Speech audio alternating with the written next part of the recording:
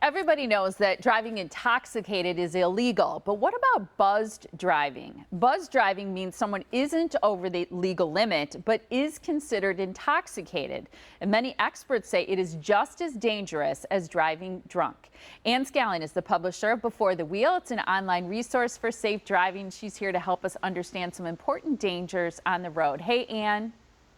Good morning. How are you? I'm doing great. It's good to see you. And I think this is a good topic. The overview is sort of summer road trips, staying awake, being careful with medication, for example, and absolute sobriety. So start, if you would, with absolute sobriety. What's the definition? So, absolute sobriety is not a drop of alcohol, and it applies to any driver under the age of 21. So, some people think it's okay, have the teens over for a glass of wine and, no big deal. Well, it is a big deal. They cannot have any alcohol. And they do take into consideration if they do a breathalyzer, there's a small amount allowed in respect to they may be on medication. So they're not expecting to get a zero, but they're expecting a low number if they do stop a teen. So important to know that it's not a drop of alcohol. So we just mentioned buzzed driving. Was that a good definition for it?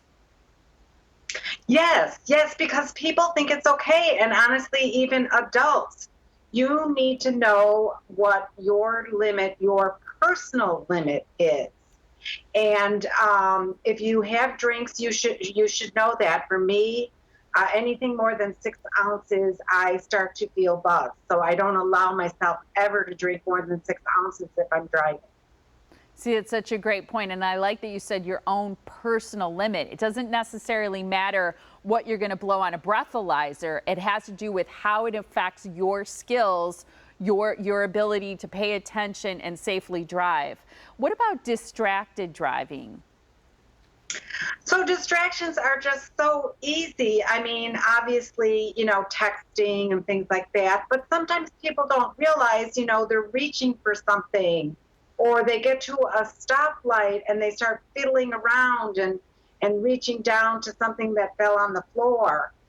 These are also forms of distracted driving, and then you get kind of agitated, drivers behind you beeping, and so it just kind of escalates things. I think one of the most difficult situations is when you're really tired and you're driving, especially if you feel the need to get somewhere.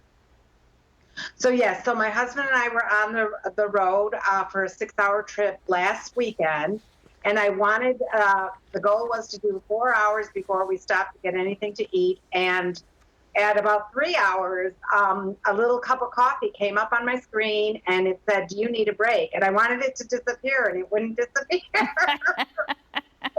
And honestly, we get this in our head that we're going to go 4 hours, and I went the 4 hours, so I did not listen to it. And in retrospect, it was a bad idea.